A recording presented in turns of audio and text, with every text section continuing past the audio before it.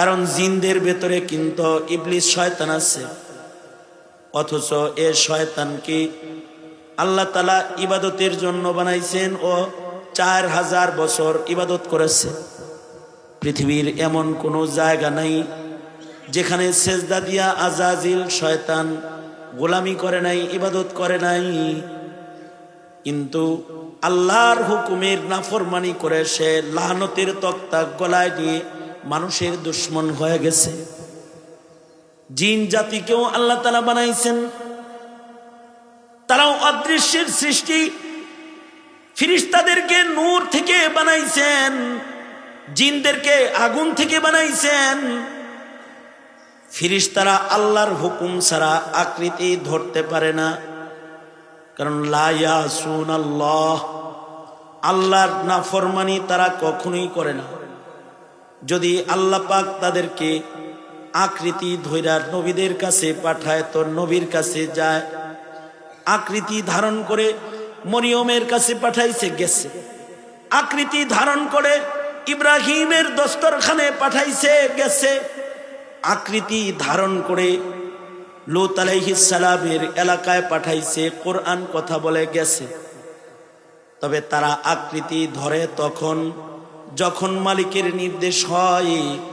কিন্তু জিন্নাতের অবস্থা হলো অদৃশ্যে তারা থাকে বটে, কিন্তু তারা আকৃতি ধরার ক্ষমতা সংরক্ষণ করে এবং আল্লাহ তাদেরকে ইচ্ছা শক্তি দান করেছেন। মানুষকে যেমন ইচ্ছা দান করেছেন, জিনদেরকেও নফস ইচ্ছা দান করেছেন। ফাআলহামাহা ফুজুরাহা ওয়া তাকওয়াহা। মানুষের ভেতরে যেমন গুনাহ ও ইবাদতের দুই শক্তি, জিনদের ভেতরেও গুনাহ ও ইবাদতের দুই শক্তি। তাদের এই ইচ্ছা বাস্তবায়ন ক্ষমতা আল্লাহ তাআলা তাদের দান করেছেন। ইচ্ছা করলে তারা নিজের ইচ্ছায় ইয়াতাশাক্কালু বি আশকালিম মুখতালিফাতিন, তারাও ইবাদতের জন্য তৈরি। ওমা খালাকাতুল জিন্না ওয়াল ইনসা ইল্লা লিয়াবুদুন। জিন এবং ইনসান উভয়কেই আল্লাহ তাআলা ইবাদতের লক্ষ্যেই বানিয়েছেন। তবে জিনেরা আগে সৃষ্টি। জিনদের আদি পিতার নাম সামুম, সে মুমিন। আজাজিল পরে শয়তান হইছে। আসল জিনদের সৃষ্টির উদ্দেশ্য ইবাদত। এ কারণে জিনদের ভিতরে ইবলিস যেমন আছে, জিনদের ভিতরে সাহাবীও আছে। কোরআন বলে জিনদের ভেতরে সাহাবী জিন আছে। সূরা জিন বলে নবীজি কোরআনে কারীমের তিলাওয়াত করতেছেন, জিনদের ভেতরে তারা নবীজির তিলাওয়াত শুনে কালেমা পড়ে মুসলমান হয়ে তারা সাহাবী হয়ে গেছে। আল্লাহু আকবার, জোরে করে বলেন। শুধু সাহাবী না, জিনদের ভিতরে মুবাল্লিগও আছে। আশা করা যায় জিনেরা তাবলীগের ইজতেমায়ও আসে। স্যার হইছেন কেন?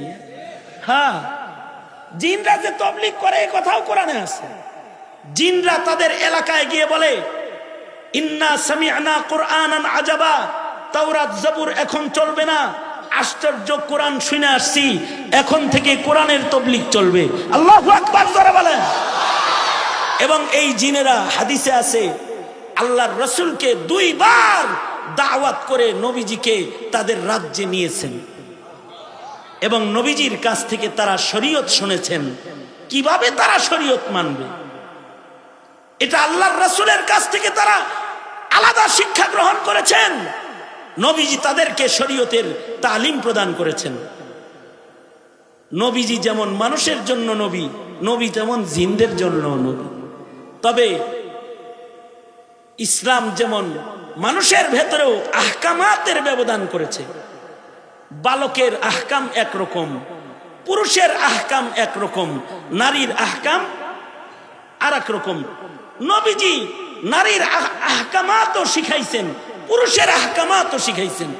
মানুষ উভয়ই, কিন্তু তাদের নামাজেও ব্যবধান, রোজায়ও ব্যবধান, হজেও ব্যবধান, মাসায়েলে ব্যবধান।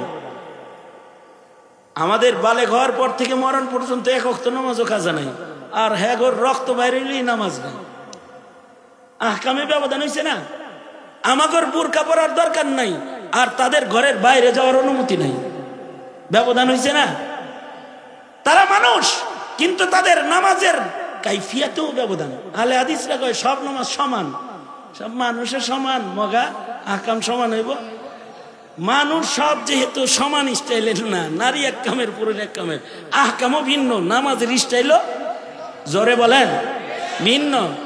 তার দেহ ভিন্ন, তার সেজদা ভিন্ন, তার দেহের আকৃতি ভিন্ন, তার রুকু ভিন্ন। ওরকম জিন্নাতেরও আহকামের কিছু ব্যবধান আছে। তবে নবীজি জিনদেরকেও আহকাম শিখাইছেন। নবীজি 2 বার জিনদেরকে আহকাম শিখানোর জন্য জিনদের রাজ্যে গিয়েছেন। আজব সরওয়ারে তো আলম নবী যেমন আমাদেরকে ফিরিস্তাদের সাথে আচরণ শিখাইছেন, নবীজি ওই রকম আমাদেরকে জিন্নাতের সাথে আচরণ শিখাইছেন। নবীজি বলে, বাথরুমে যা উলঙ্গ হইস না, ফিরিস্তা আছে শরম পায়। 4 দেয়াল দেখা সব কাপড় খুললে একেবারে জন্মদিন হয়ে গেছিস, ফিরিস্তারা শরম পায়। নবীজি বলে, কাঁচা পেঁয়াজ রসুন খায় মসজিদে যাস না, ফিরিস্তারা কষ্ট পায়। নবীজি বলে, সালাম ফিরাইবা তো ঘরে ফিরিস্তা আছে, তারাও সালাম দে।